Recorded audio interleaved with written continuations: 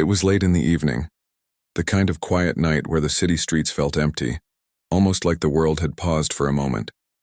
The woman had just finished a long day at work. Her office had been packed with meetings, phone calls, and endless documents that demanded her attention. As the Attorney General, her job was never easy. Every decision she made affected countless people, and responsibility weighed heavily on her shoulders. Still, she loved her work. She loved fighting for justice, for fairness, for people who often didn't have a voice. But on this particular night, she simply wanted to go home, rest, and let the world fade for a few hours. She drove carefully through the quiet streets, the hum of her car the only sound breaking the silence. Streetlights cast a soft glow on the road ahead, and she kept her hand steady on the wheel.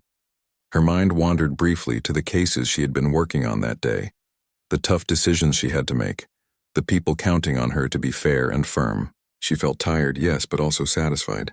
There was a quiet pride in knowing she had done her job well. She glanced at the rearview mirror and noticed a patrol car slowly following her. At first, she didn't think much of it. After all, police cars followed people all the time, for routine checks or for reasons she couldn't see. She adjusted her grip on the wheel and kept driving, maintaining a calm, steady pace. Minutes passed and the patrol car's lights flashed suddenly behind her. She knew immediately she was being stopped. She signaled to pull over to the side of the road. Her heart rate quickened slightly, not out of fear of what she had done, but out of awareness that sometimes routine stops were not always routine.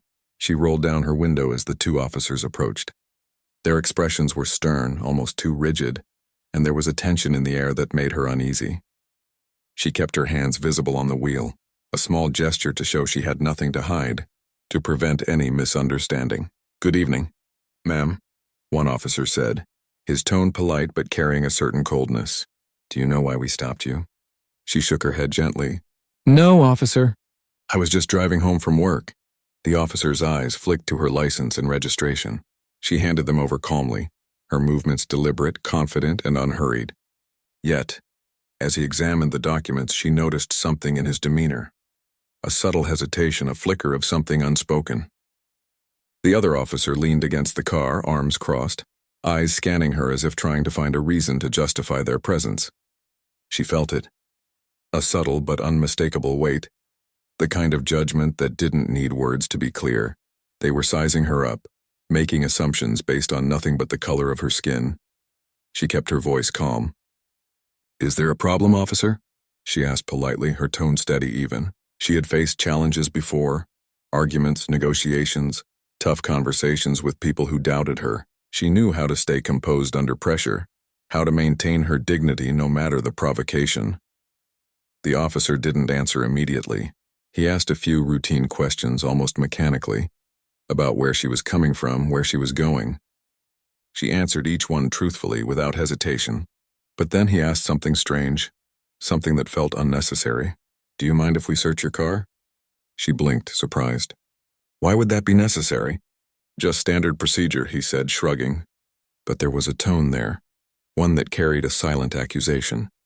It wasn't standard at all, she knew, at least not in this context. She had learned the law. She knew her rights. She took a deep breath, keeping her voice calm and measured. "I do mind, officer. I know my rights, and I'm not consenting to a search without cause." The second officer frowned, his eyes narrowing. She could feel the tension rising like electricity in the air. The calm night suddenly felt heavy, charged with an invisible weight. She could sense their irritation, their disbelief that she would refuse. She didn't flinch. She knew that standing her ground was important, that reacting with fear or anger could escalate things further. Her calmness was her shield, her voice a tool of control in a situation that could easily spiral. "You're making this difficult," the first officer muttered, almost to himself. His tone carried annoyance, not professionalism. She noted it silently, filing away the detail for later. She wasn't going to argue. Instead, she focused on staying composed, keeping her hands where they could see them and maintaining eye contact without showing any sign of intimidation. Minutes stretched on. She could feel the officers' impatience growing. Their questions became sharper, their stares heavier. She felt a tightness in her chest, but she refused to let it show. This was not about fear. It was about dignity, about standing firm in the face of bias. She kept her tone polite but unwavering. "Officer, I've been polite and cooperative. I'm simply asking that you respect my rights." The officers exchanged a brief glance, a flicker of something passing between them. She didn't know what they were thinking, but she could sense their frustration. For a moment, the world seemed to hold its breath. Then, without warning, the situation escalated. The officers stepped closer to her car, their movements no longer subtle, no longer restrained. She could feel the tension in the air turning into something more dangerous. She rolled up her window slowly, keeping her voice steady. "I am recording this," she said calmly, pressing a button on her phone. The officers ignored her, one muttering something under his breath. She could feel the air around her thickening with hostility. For the first time that evening, a ripple of unease passed through her, but she didn't let it show. She reminded herself of who she was, of the strength she carried not in muscle but in presence, in poise, in clarity of mind. She was a person who knew her rights, who had fought countless battles for justice, and she refused to be intimidated. Suddenly, the officers' frustration boiled over. They moved around her car aggressively, yelling at her to get out. She remained seated, calm, composed, refusing to escalate the situation. Her mind raced, thinking of her options, thinking of how to navigate this safely. She knew that any sudden move could be misinterpreted, could put her in real danger. But she also knew that she had power, the power of knowledge, of strategy, and the power that came from remaining calm under pressure. "Step out of the car." One officer shouted. "I will not," she said, her voice steady. "I am safe here, and I am exercising my rights." The officers hesitated, momentarily surprised by her composure. For a few heartbeats, the street was silent except for the soft hum of traffic in the distance. The woman's calmness seemed to challenge them, and for a moment she could see confusion and doubt flicker across their faces. They were expecting fear, submission, or anger. They were not expecting poise. They were not expecting dignity. And then something changed. She realized that this night was no longer just about going home. It had become about more than that. It was about standing firm in the face of injustice, about refusing to be diminished by prejudice, about showing, even in a small moment, that courage mattered. She stayed in the car, her hands visible, her mind clear, refusing to let the officers dictate the narrative. A neighbor, drawn by the commotion, peered out from behind a curtain. Another car slowed down, hesitating as it passed. Yet despite the presence of witnesses, she remained calm, her focus on the road ahead, on her safety, and on maintaining her dignity. She could feel the officers' frustration mounting, the tension between them and her growing thicker with every passing second. Then, in a sudden shocking move, one of the officers grabbed something from the patrol car. She didn't have time to react before the situation escalated further, turning from intimidation into outright aggression. The quiet night had shifted into a dangerous, unpredictable moment. And yet she did not panic. She focused, she planned, she prepared herself for what she would need to do next. Even as fear tried to creep into her chest, she held on to calm. She reminded herself of who she was, not just a driver on the street, but a person of authority, knowledge, and power. She was capable, she was strong, and she would not allow a moment of bias to diminish her. She sat in her car, fully aware, fully present, and fully prepared to act to defend herself, to ensure that justice would not be denied. And in that quiet moment, surrounded by the flash of patrol lights and the tense energy of those officers, she made a silent promise to herself. No matter what happened tonight, she would turn this moment into something meaningful. She would ensure that injustice would not prevail, that those who thought they could intimidate her would learn the consequences of their actions. She would survive this moment, and she would use it to create change. It was just a routine stop, the officers thought. But for her, it was the beginning of a test of patience, courage, and resolve that she would face head-on, calmly, firmly, and with dignity. And as she sat there, hands steady on the wheel, heart racing yet controlled, she knew that the night was far from over, and that her true strength had yet to be revealed. The night air felt colder now, sharper somehow, as if the tension between the woman and the officers had shifted the atmosphere itself. The patrol car's flashing lights bounced across the street, painting the walls of nearby buildings in urgent reds and blues.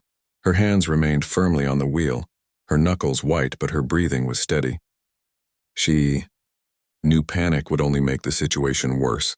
She had faced pressure before in courtrooms and meetings, and even in moments that seemed far less dangerous than this one. and she had learned that calmness was a shield. Calmness was a weapon. The officers stepped closer to her car, their faces tight with irritation. One of them was muttering something that she couldn't quite catch, a low, angry murmur that carried the weight of frustration. The other officer circled the vehicle like a predator, eyes scanning the inside, clearly looking for a reason to escalate. She felt the stare of judgment burning into her, a judgment that had nothing to do with her actions and everything to do with the color of her skin, and yet she refused to flinch. She refused to shrink. Her mind was racing, not with fear but with strategy. She needed to get through this safely, and she needed to protect herself. "Step out of the vehicle," one officer commanded again, his voice sharp. She shook her head slowly. "I am not doing that, officer. I am safe here. I have done nothing wrong." There was a pause. She could see the confusion flicker in their eyes. They were used to people obeying without question, used to fear, used to submission. They were not used to calm, controlled resistance. That calmness unsettled them more than any argument she could have made. The officer leaned closer to her window, peering in as if to intimidate. "Do you have any idea who we are?" he said, his tone a mixture of arrogance and menace. "Yes," she replied calmly. "You are police officers doing your job. I respect that, but I also know my rights." Her words seemed to irritate them further. One of the officers stepped back and muttered under his breath, a sound that carried a dangerous edge. She noticed a small glint of something in his hand, a metal lighter. At first she didn't understand what he intended to do, but then a terrible realization hit her. This was no longer just a routine stop. They were trying to intimidate her, to scare her into submission, and now they were ready to take it further. She kept her voice steady, even as her heart started to pound faster. "If you do anything to my car," she said, her tone firm, "you will be held accountable." "I am recording everything." The officer laughed, a hollow, cruel sound. "We'll see about that," he said, and for a moment the world seemed to slow down. She could feel the weight of danger pressing down on her, heavy and real, but she refused to panic. She refused to give them the satisfaction of fear. She focused on what she could control, her presence, her calmness, and the recording on her phone. Every moment was evidence. Every word, every movement, every reaction could be used to prove what was happening. Suddenly, one officer reached toward the car, striking the side lightly with his hand. "Get out now!" he shouted. She shook her head again. "No, I will not leave. I am complying with the law and I am exercising my rights." The second officer's face twisted in anger. He slammed something against the hood of her car, making a loud clang. Startled neighbors peeked from their windows, and a few cars slowed down as they drove past, the drivers uncertain whether to stop or keep going. The tension on the street was thick, almost suffocating, but she remained seated, a calm center in the middle of chaos. Then came the first spark. The officer with the lighter flicked it deliberately, producing a small flame. At first it was almost comical, like something from a poorly imagined threat in a movie, but then the flame grew, and she saw it touch the side of her car. Her stomach dropped. This was no longer a threat, it was an act of aggression, an act of intimidation, a potential crime. Her eyes widened for a moment, but she didn't scream. She didn't yell. She stayed calm, calculating. The car began to smoke. The fire licked the edges of the paint, curling into the tire well. She could feel the heat against the side of the vehicle. Panic tried to claw its way up inside her, but she pushed it down. She had to think clearly. She had to survive. She had to turn this moment into something that could be controlled, something that could later hold the perpetrators accountable. She pressed a button on her phone, ensuring it was recording everything, every second, every movement. Her calmness remained even as her car was being damaged right before her eyes. The officers seemed to think that fear would break her, that panic would make her yield. They were wrong. Smoke began to fill the interior slightly, curling around the dashboard. She could smell the acrid scent of burning rubber and metal. Her instincts screamed at her to leave the car immediately, to get to safety, but she also knew that stepping out in that moment could give the officers the opportunity to escalate even further. So she waited, weighing her options, considering every move carefully. The flames started spreading toward the front of the car. She realized that at any second, the fire could become uncontrollable. She pressed the button on her phone again, making sure she had full video documentation. Then, with deliberate calm, she unlocked the door and carefully opened it just enough to slide out. Her movements were slow, measured, and cautious. She didn't want to provoke further aggression, and she didn't want to put herself at risk unnecessarily. Once she was out of the car, she stepped back, keeping her eyes on the officers. "This is enough," she said, her voice calm but firm. "You are committing a crime. I am calling for help, and this will be on record." For a moment, the officers seemed stunned by her composure. They hadn't expected her to handle the situation with such clarity and control. They were used to people panicking, used to people reacting emotionally, but she remained calm, measured, deliberate, unflinching. Her presence alone was a challenge to their authority, a mirror showing them how irrational and cruel their actions were. The fire continued to eat at the car, sending plumes of smoke into the night sky. She moved further back to safety, keeping her phone recording. She could hear the distant sound of sirens in the distance, either from someone calling emergency services or from nearby patrols responding to the chaos. She stayed calm, observing, calculating. Every action of the officers was being documented, every unlawful act recorded, every aggressive gesture captured. She knew that this moment, terrifying as it was, would not define her. She knew that she had the power to turn it into accountability, to ensure that those responsible for this intimidation would face consequences. She reminded herself that courage was not the absence of fear, but the ability to act with clarity and purpose in spite of it. Neighbors now gathered on the sidewalks, watching the scene unfold. Some whispered to each other, unsure what to do. Some reached for their phones, either to record or to call for help. She could see the mixture of shock and disbelief on their faces. It was unusual, almost surreal to see something like this happen in a quiet neighborhood, but she remained composed, a steady center in a storm of chaos. One officer tried to approach her again, gesturing aggressively. She held up her phone, recording every second. "Step back," she said calmly. "You are being recorded and your actions are illegal. This is your final warning." The fire was growing, licking at the tires and spreading slowly across the paint. She could feel the heat radiating from the car, but she didn't flinch. She knew that fear would not help her. Clarity would, calmness would. Her next steps needed to be deliberate, measured, and effective. Finally, the first responders arrived.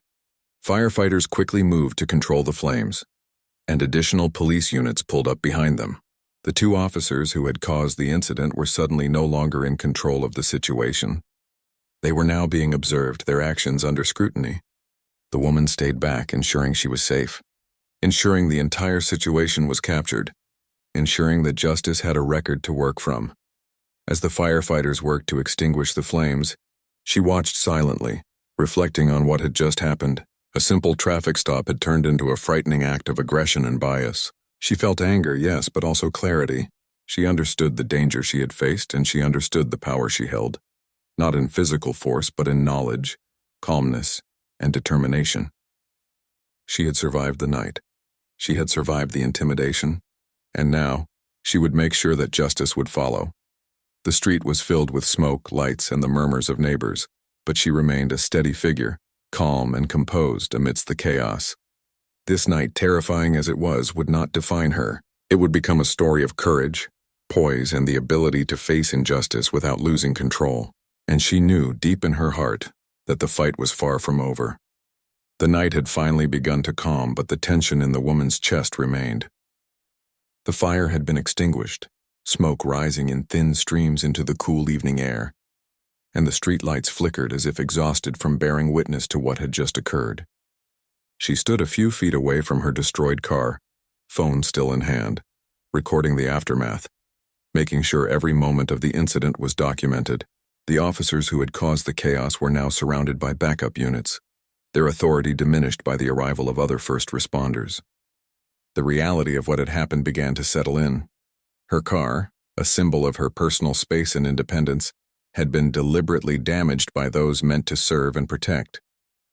It was shocking, infuriating, and humiliating, yet she refused to let it overwhelm her. As the firefighters worked, she moved closer to the crowd that had gathered on the sidewalk. Some neighbors whispered anxiously to each other, sharing their disbelief. Others were on the phone, calling loved ones or authorities. Their faces showed a mix of fear, sympathy, and curiosity. She realized that in that moment, she had become a figure of attention not because of what she had done, but because of what had been done to her.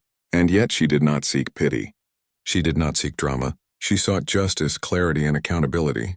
Her mind raced through the next steps with precision and focus. Once the officers had been contained by their colleagues, she approached calmly. Her tone remained steady, even as the anger simmered beneath the surface. "I want to file a formal complaint," she said. "Everything that happened here tonight is recorded. You will answer for it." The backup officers nodded, jotting down notes, while the original two officers avoided her gaze. They were suddenly aware that the situation had shifted entirely. They were no longer in control, and the narrative was slipping from their hands. And then a realization struck the crowd.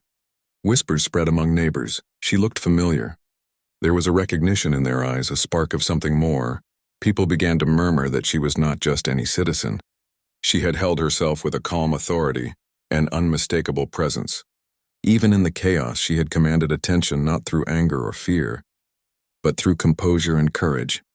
A reporter, who had been passing by and noticed the commotion, began taking notes and snapping photographs. A few more people arrived with their phones out, recording as the story unfolded. And then, quietly, she revealed her identity. She spoke softly, almost matter-of-factly, but with a weight that immediately captured attention. "I am the Attorney General," she said. The words hung in the air. The people who had been murmuring now looked stunned. Even some of the officers froze, their demeanor shifting as they processed the reality. They had no idea who they were confronting. For a moment there was silence. The crowd stared. The officers glanced at one another in disbelief, and the woman simply stood there, calm and resolute. She didn't raise her voice. She didn't demand recognition. She simply stated the truth. And in that simple revelation, the power dynamic changed entirely. The first officer, the one who had set the fire, visibly stiffened. His face lost color, and his posture shifted from arrogance to unease. The other officer looked around, suddenly aware that their actions were no longer hidden, no longer in the shadows. They had underestimated her authority, and underestimated the consequences of their actions. It was a harsh lesson in judgment and prejudice, and they were learning it the hard way. She turned her attention back to the crowd and to the officers surrounding them. Her voice remained steady and controlled. "What happened tonight is unacceptable, not just because it was illegal, but because it is part of a broader problem. I have faced threats, intimidation, and bias in many forms, and tonight, this was made personal." She paused, letting her words sink in. "But I am not here to seek revenge. I am here to ensure accountability. That is what justice looks like." The officers from the backup unit now fully understood the gravity of the situation. They began taking statements more seriously, treating the incident with the professionalism that had been lacking moments before. The woman calmly provided her account, describing every detail of the encounter, from the initial traffic stop to the deliberate escalation that led to her car being set on fire. Her words were precise, her tone calm, and every statement carried the weight of experience and authority. There was no hysteria, no emotional exaggeration. There was only the truth laid bare and undeniable. Meanwhile, the crowd continued to grow. Neighbors whispered, children peered from behind their parents, and passers-by stopped to watch. The news of her identity spread quickly. People began recording the scene not just as spectators but as witnesses. It was a moment where the injustice of the situation was being confronted openly, publicly, and without compromise. She had turned a personal attack into a lesson for all who were watching, an example that courage and composure could shift the balance, even in moments of extreme intimidation. Once her statement had been given, she took a moment to step aside and speak privately on her phone. She contacted her office, alerting them to the incident and beginning the process of formal investigation. Every word, every action was deliberate. She was thinking ahead, ensuring that there would be no question of her credibility or authority. Even in a situation that had been terrifying, she maintained control, proving that strength was not always loud or aggressive. Sometimes strength was quiet, calm, and unyielding. The officers who had caused the incident were now facing the consequences of their actions.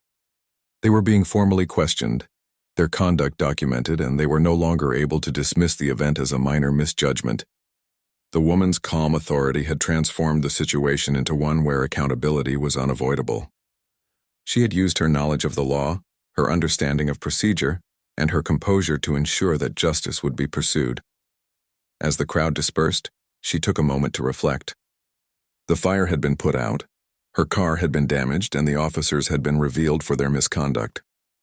But the most important thing was that she had remained in control. She had faced intimidation, aggression, and bias, and she had navigated it without losing her composure. She had turned what could have been a humiliating, frightening experience into a powerful lesson on courage, authority, and the importance of standing firm in the face of injustice.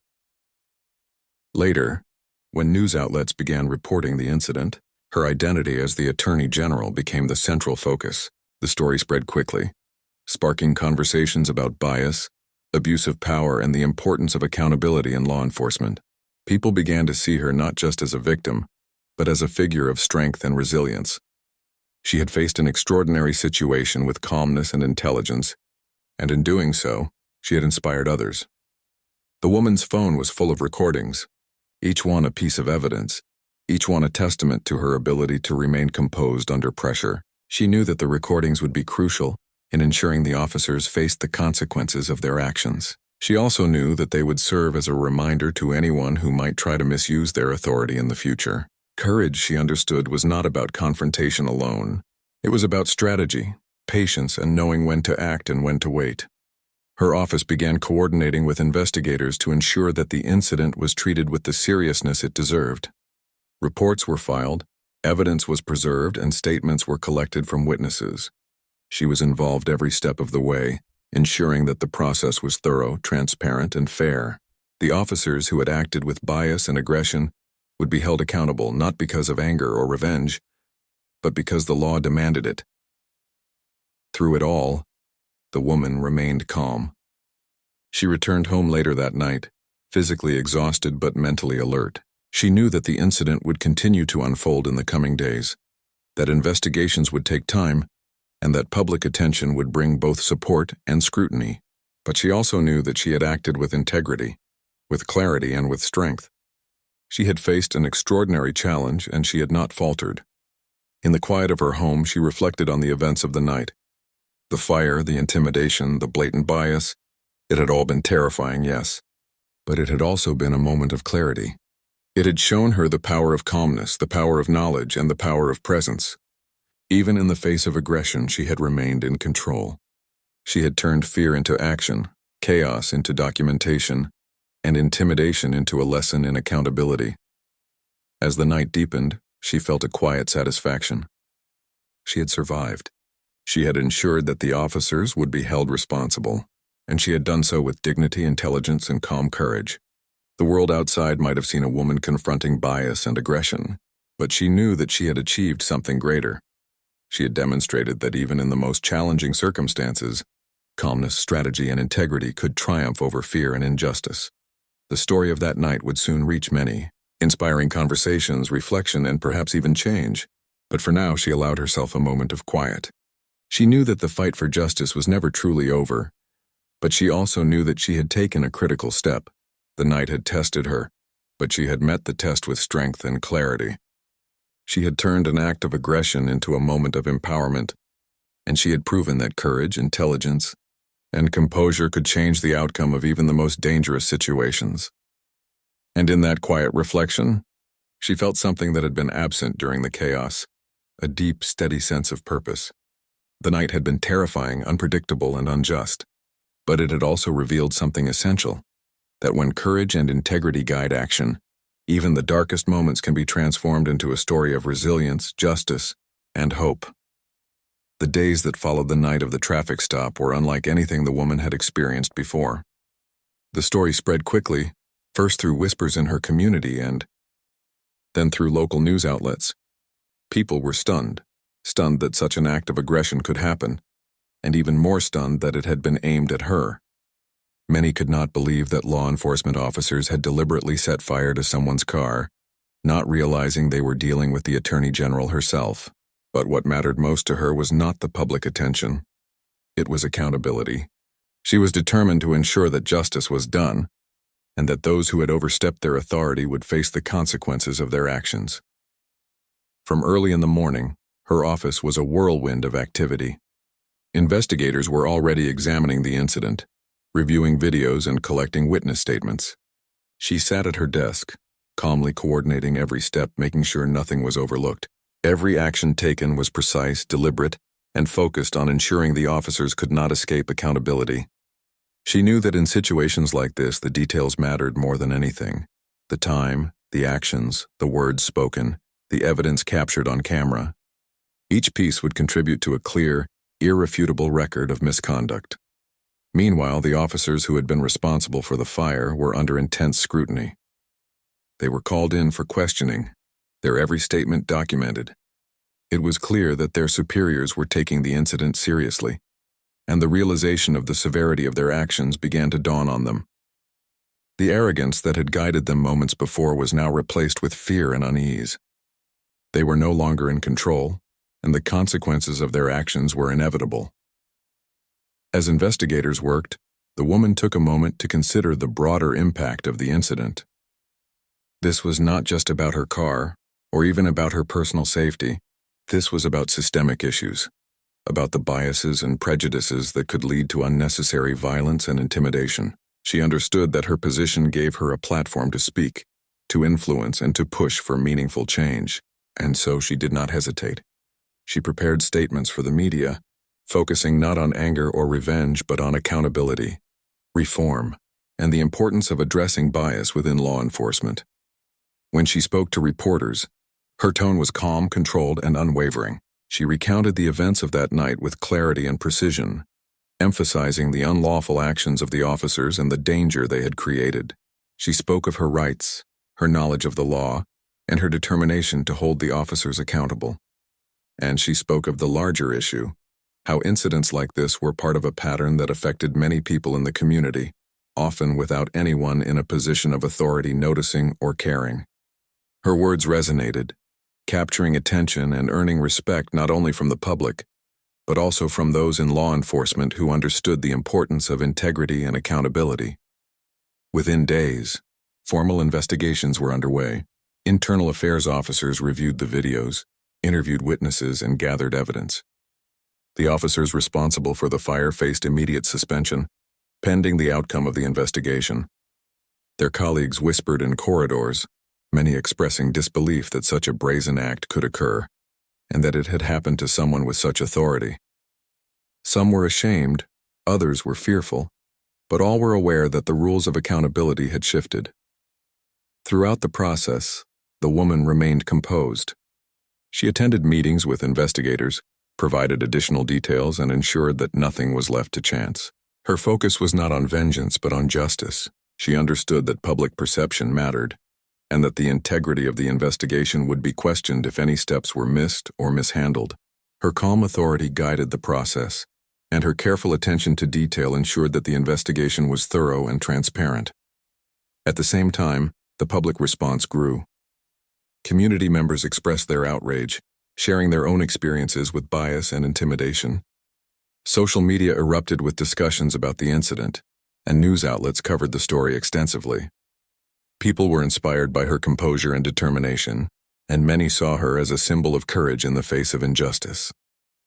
The incident sparked conversations about systemic issues in law enforcement, and it became a catalyst for broader reflection and dialogue. As the investigation continued, the officers responsible began to realize the gravity of their situation. They were facing formal charges for misconduct and criminal damage. Their careers were at risk, and they could no longer rely on the power of their uniforms to protect them. For the first time, they understood what it meant to be accountable for their actions. They had underestimated her, and now they were learning that actions have consequences no matter who the person on the other side is. The woman continued her work with unwavering focus. She met with colleagues, legal experts, and community leaders to discuss ways to prevent similar incidents in the future. She proposed new policies for training, accountability, and oversight within law enforcement, ensuring that officers understood their responsibilities and the consequences of misconduct. Her approach was pragmatic, focused on long-term solutions rather than short-term outrage. She wanted to create a system that would protect citizens, prevent bias, and hold everyone to the same standard of accountability. Even as the legal and administrative processes moved forward, she did not lose sight of the human element. She reached out to neighbors and witnesses who had seen the incident, thanking them for their support and encouraging them to share their perspectives. She spoke with her team about the emotional impact of the event, acknowledging the fear and frustration it had caused, while emphasizing the importance of staying focused on justice and reform. Her empathy and clarity helped others navigate the aftermath, creating a sense of unity and purpose in the community. The officers who had caused the fire were eventually required to appear before disciplinary boards. They faced questioning, scrutiny, and the formal process of accountability. Their actions were documented in official reports, and every step of the process was transparent and accessible to the public. The woman attended some of these proceedings not as an aggressor, but as a witness to the truth, ensuring that the narrative remained accurate and that justice was served. Her presence was a quiet reminder that misconduct would not be tolerated, and that integrity and fairness were essential in every aspect of law enforcement. As the weeks passed, the story continued to develop. The officers received disciplinary action, ranging from suspension to mandatory retraining, and some faced criminal charges. Their reputations were damaged, their careers affected, and their actions were publicly documented as an example of misconduct. The woman's approach had ensured that accountability was not just a promise, but a reality. Her calm, measured, and strategic response had transformed a dangerous and frightening encounter into a moment of justice and reform. Throughout it all, she remained grounded. She continued her work as Attorney General, handling cases, meeting with colleagues, and attending to her responsibilities.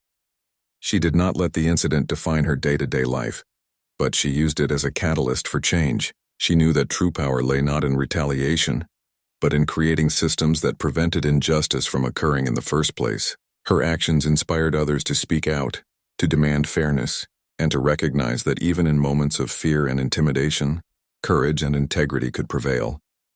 The incident also sparked discussions among law enforcement agencies about training, bias awareness, and accountability. Policies were reviewed and new measures were introduced to prevent similar incidents from happening in the future. The woman's calm, strategic approach served as a model for handling conflict and ensuring that justice was prioritized over ego or power. Her story became an example of how leadership, clarity, and courage could transform a frightening and dangerous situation into meaningful change. Community members expressed gratitude for her handling of the situation. Many shared their own experiences, feeling empowered to speak up against bias and intimidation. The woman's approach demonstrated that even in the most challenging circumstances, it was possible to remain calm, assert rights, and demand accountability without resorting to anger or aggression. Her response was both inspiring and instructive, showing that strength was measured not only by authority, but by clarity, composure, and the ability to navigate complex situations with integrity. By the time the immediate aftermath had settled, the woman had achieved something remarkable. The officers who had acted unlawfully were held accountable. Public awareness of the incident had grown, sparking important discussions about bias, abuse of power, and the need for systemic reform. Policies within law enforcement were reviewed, and new measures were introduced to protect citizens and ensure accountability. And through it all, she remained a steady, composed presence, guiding the process with intelligence, clarity, and calm courage. Even as the incident faded from the front pages, its impact continued to resonate. The story became a reference point in discussions about accountability, leadership, and courage. People remembered not just the act of intimidation, but how it had been met, with calm, measured, and strategic response that ensured justice was served. Her ability to remain composed under pressure became a lesson for others, a reminder that integrity and courage could prevail even in the most challenging situations. And in the quiet moments when the work of the day was done and the office was empty, she reflected on what had happened.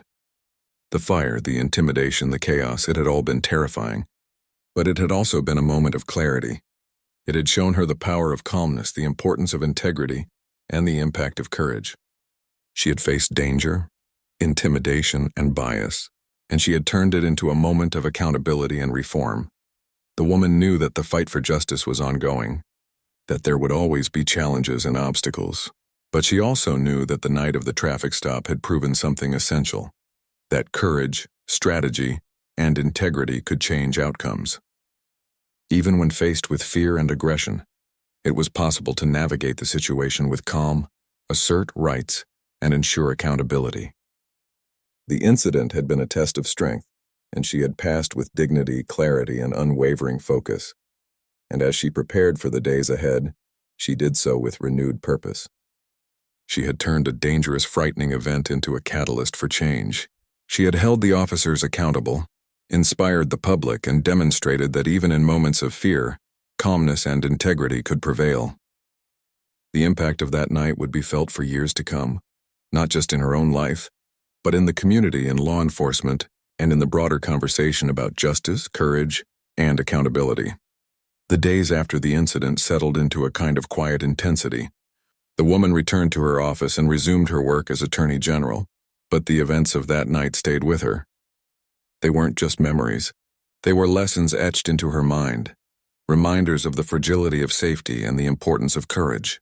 Every time she walked into a meeting, every time she handled a case, she carried with her the clarity of that night, the realization that even those in positions of authority could abuse their power, and that standing firm in the face of such actions could make a difference not only for herself but for countless others.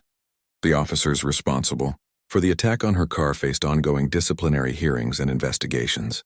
Their colleagues whispered about the incident, some expressing embarrassment, others fearing the consequences. But she never celebrated their downfall. Her focus was never on revenge. Her focus was on accountability, on fairness, on ensuring that the system protected those it was supposed to serve. She understood that the goal was not to humiliate but to educate, to reform, and to prevent similar incidents from happening in the future. Community members began reaching out to her office, some with concerns, some with support. Many shared stories of discrimination, harassment, or intimidation, realizing that her experience reflected broader issues that went beyond a single incident. She listened carefully to each person, validating their experiences and offering guidance on how to navigate similar challenges. Her calm, empathetic presence reassured them that justice was not just a concept, it was achievable.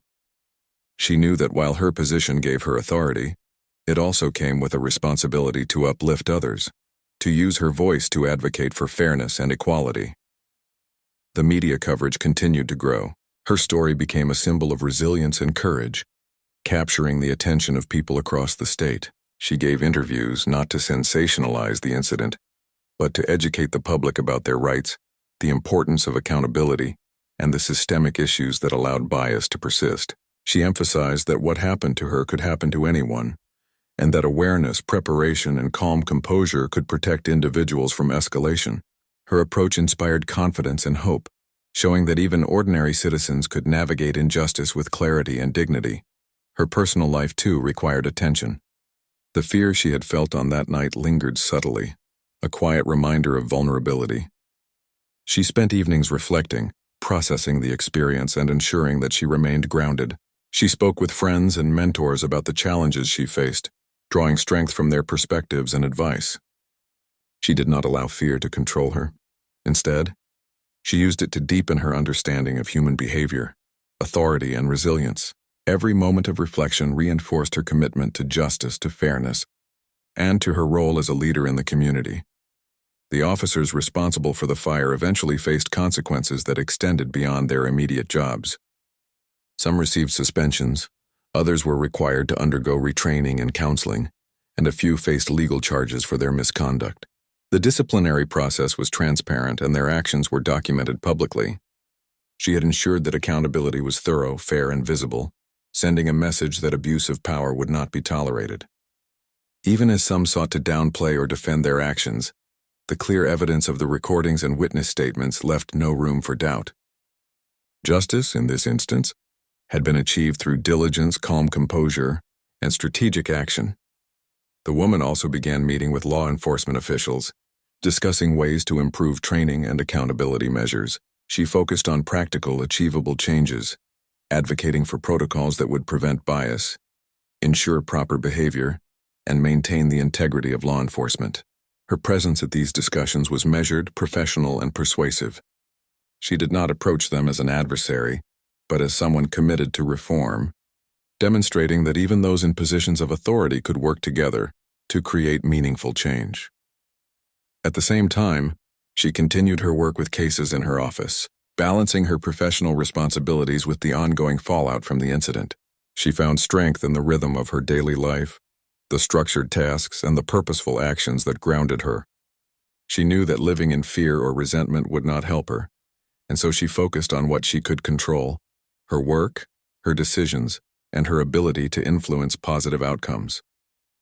Each case she handled reminded her why she had chosen this path, why she had committed herself to justice, and why moments like the fire, terrifying as they were, could be transformed into opportunities for growth and reform.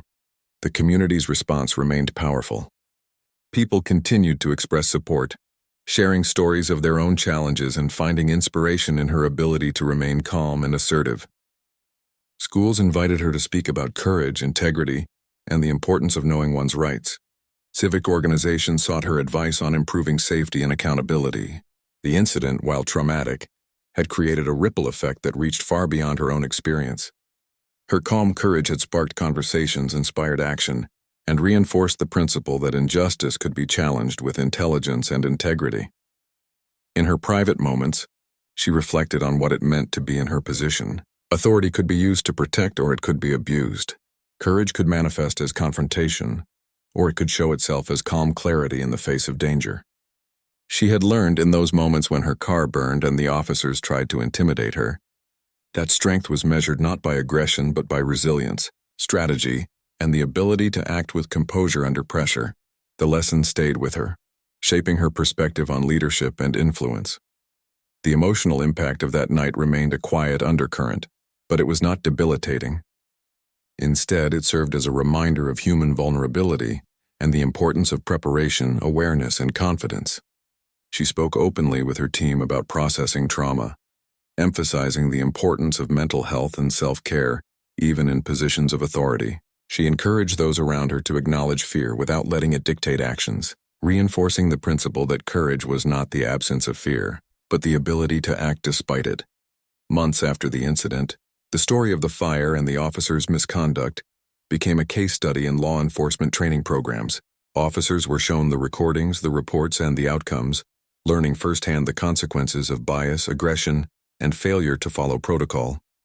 Her calm, methodical approach to handling the situation was highlighted as an example of how to navigate conflict, assert rights, and ensure accountability. She had transformed a dangerous, frightening night into a learning opportunity that would impact policies, training, and community relations for years to come. Her own life returned gradually to a sense of normalcy. She drove her new car carefully, aware of the memories attached to the previous one, yet undeterred by fear. The fire had been frightening, but it had not broken her. Instead, it had strengthened her resolve to fight for justice, to advocate for fairness, and to use her experience to empower others. She remained vigilant, not paranoid, aware of risks but confident in her ability to navigate them. The night that could have been defined by fear had become a defining moment of resilience and strength. She also began to write about her experience, not for personal fame or attention, but as a resource for others. Her reflections on courage, composure, and accountability provided guidance for people navigating bias, intimidation, or aggression. She wanted readers to understand that even in frightening situations, it was possible to act with integrity, remain calm, and protect oneself while demanding justice. Her words resonated, spreading lessons learned through personal experience into practical advice for anyone facing similar challenges.